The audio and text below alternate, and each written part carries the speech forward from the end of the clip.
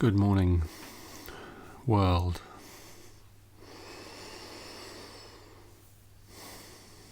This morning I'd like to retell a story that I told earlier this year for a smaller group, and I'd like to share it more widely this time. It was when I came back from a retreat and I had to collect something from the north of Devon, where I live, which is a drive of a couple of hours. And anyway, so I headed off. And when I got to the north part of Devon, which is wild coastline, collected the thing I was collecting. And then I spent some time on the coast. It was a beautiful evening. And I had my wetsuit with me, and I went down to this wild beach to clamber down, and I got into my wetsuit and I went in the water for a swim, and I had my tea with me also. I sat and had a really beautiful tea, watched the sun on the waves, listened to the wild seabirds screeching overhead, and it was a beautiful experience. And I swam out in the quite a swell, actually, quite a big sea. And there was this pinnacle of rock out in the sea. And I just thought, I'm going to head for that. And aware maybe there was some small danger or risk of being alone on this wild beach and tides and things that I'm not familiar with. Anyway, so I swam out to this rock, and very small pinnacle of rock, and I got on top of it, climbed up onto it, and it's just above the sea, so it's just sticking out from the top of the sea.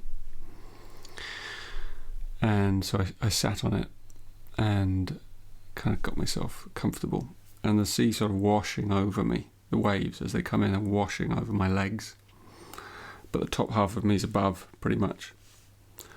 And so I'm sitting there in this wild sea, as though I'm sitting on top of the sea, because it must have looked a bit like that to someone if they were watching from the shore.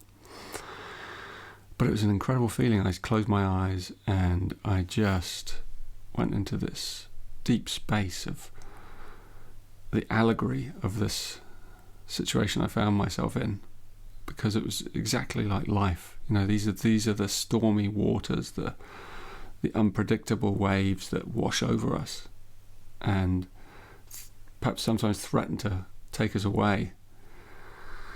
And yet I could feel this connection through my base, through my core, right down into the earth, through the sea, the bottom, through this rock that came up through the ocean and then was just sitting on the top. And so I felt this incredible stability, even though everything on the surface was moving and changing. There was this deep, unchanging solidity at the core of who I was. So I could close my eyes, and even if large waves would wash over me and maybe come up to my breast a little bit, I felt completely safe on this rock, because I felt the gravitas, of this stability. And it made me think about my life and what I do and who I am and the Gene Keys, and I realized that that's actually exactly what I am bringing to people through the Gene Keys, through these teachings. And when you come into the Gene Keys, many people come in through this golden path, and you do the first part of the golden path. It's a program, and that path gives you this core connection to your purpose, your higher purpose. And your higher purpose is a sense of being. It's not what you're here to do. Doing emerges out of that being. But until someone has a deep, ongoing connection to that sense of higher purpose, you can't ever connect with the base of who you are, with the base of life, so you don't ever truly feel stable. And whatever comes to you in the world, whatever life throws at you, whatever challenges you meet, if you have that base of core stability, then you will be able to weather it. You'll be able to weather it with grace, and you'll be able to deal with any storm.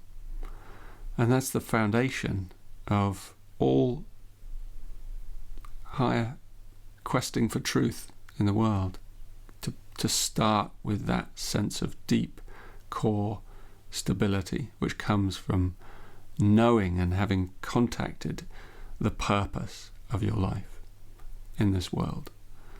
And that purpose varies for each of us, although the essence of it was always the same, because it's really love, some form of love and service. But the actual style of it, of how we feel it inside us, is different from each person to person. So the Gene Keys offers you that reflection and that ongoing contemplation, so you can contact that. And so I really recommend to people, particularly in the years that lie ahead of us, because we live in tempestuous times in a way, even though the world is fairly peaceful when you look at it historically. I think many of us feel that things around us may be collapsing. On the outside, the systems we've built and designed are showing themselves not to be fit for purpose. And that means that there are uncertain times ahead. I mean, all the indications are that something we've built is beginning to decay, to fall apart, to crumble, which means that on the outside we're moving through a period of intense change. On the inside, the same. On the inside, the currents of